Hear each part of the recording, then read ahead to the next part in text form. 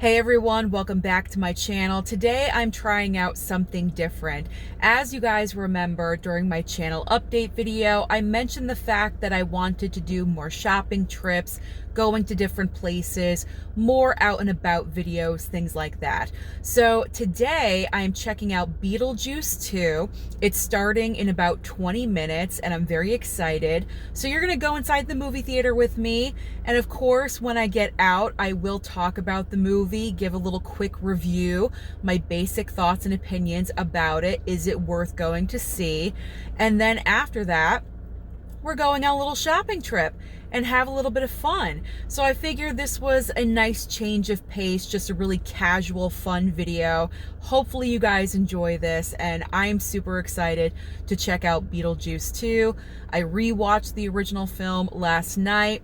I still love it. Michael Keaton is so amazing as this character. So I kind of have high expectations, but I gotta kind of like keep it a little bit realistic. But I'm really hoping that Beetlejuice 2 lives up to the hype. So I am really excited. So let's head on into the theater. All right, here's my local AMC. You guys have seen this a couple of times before. Let's head on inside and check out Beetlejuice 2.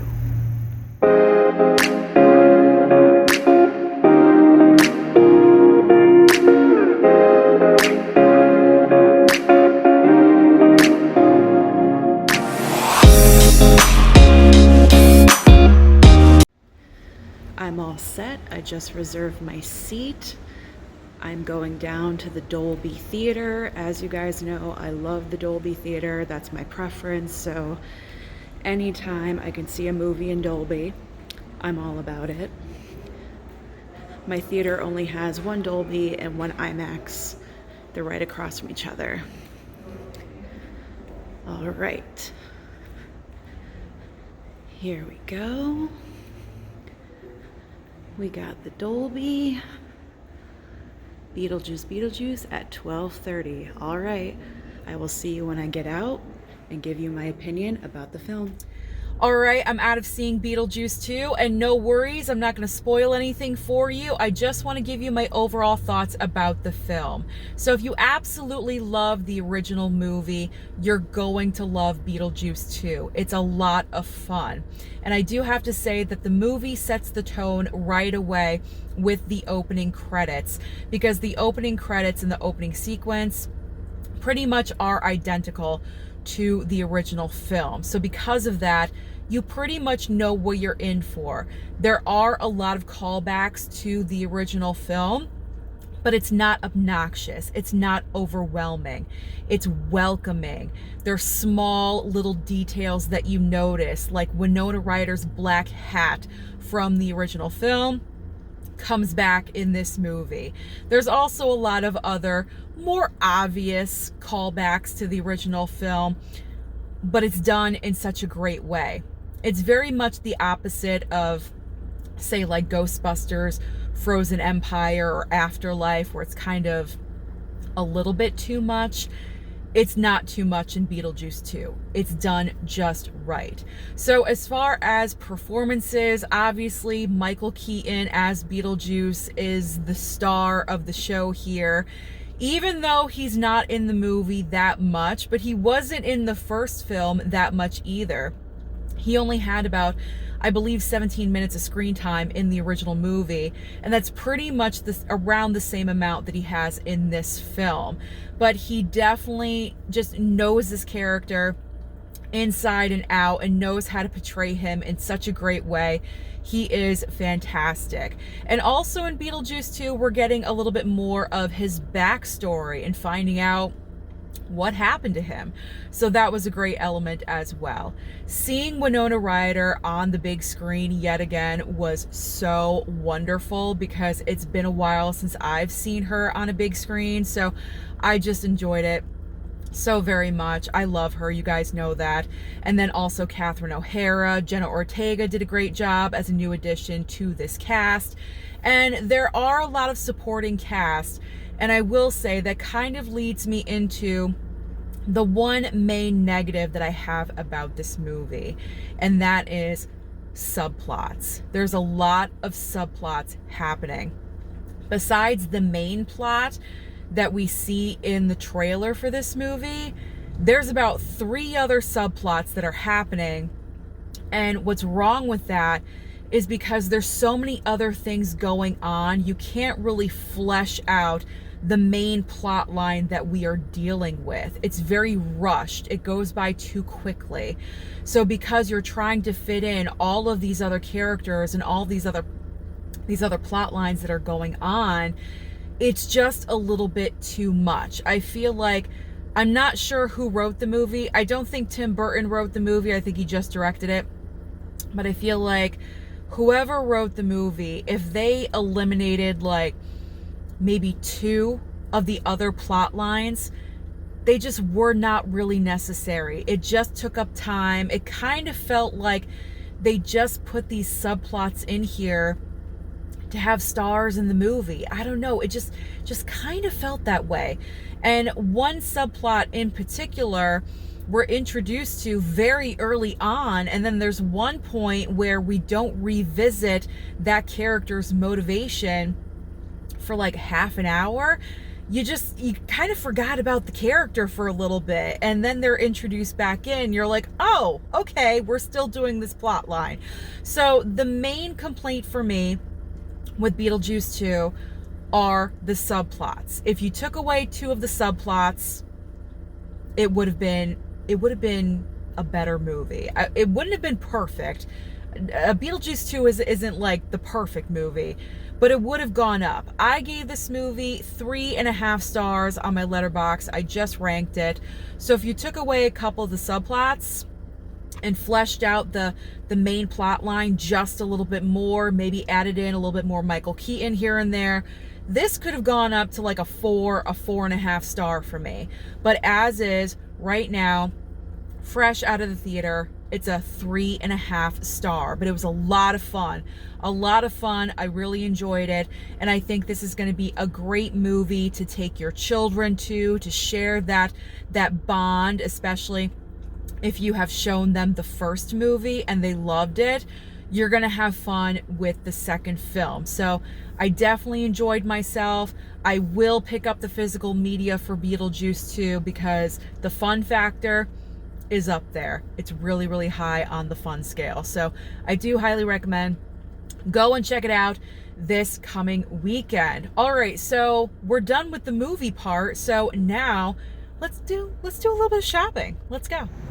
For our shopping today, we're heading into Spirit Halloween. It's my first time going in here this year, so I'm excited to check out if there's anything new for Scream or Ghostface. Let's go check it out.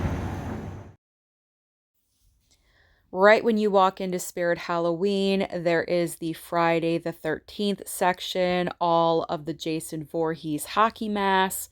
Of course, they've got the jersey and all of the great stuff. A hat. The hat, I was tempted. I almost picked that up. Moving on down the line, we got some Harry Potter. A lot of great accessories. Got glasses and socks. Great costumes. Now we're moving on to Wednesday. Wednesday is so popular. The second season should be coming out soon. We have Wednesday's outfit. Great details there. And of course, moving on to the Beetlejuice section, there is Lydia's, kind of short, but Lydia's wedding dress. Obviously this year with Beetlejuice 2, Beetlejuice items at Spirit Halloween. Oh, I just noticed that doll of Lydia. That is so cute. Did you guys see that? I didn't even notice that when I was filming. They have great costumes. Beetlejuice is going to be a bestseller this year. They have the sandworm costume. That's pretty cool. They have the Beetlejuice wig. Everything Beetlejuice. This is really awesome. They have a kind of like a decorative item. It's a box. See, you can put some items in there. It is the handbook for the recently deceased. I thought that was pretty awesome that they had that there. They have wall decor, more costumes. Beetlejuice's tuxedo there. His black and white striped outfit. They've got the sandworm, tons of sandworms, the little mini Beetlejuice down there, which is so cute. I may go back and get Beetlejuice and Lydia because they're so cute.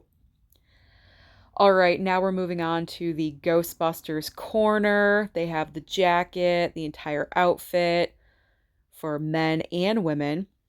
Marshmallow Man, Slimer, lots of great stuff. And of course, the pack, the Proton pack, which is actually really awesome if you're going to want to be a Ghostbuster this year. All right, Halloween is up next. Halloween with Michael Myers, all the jumpsuits, various Michael Myers masks.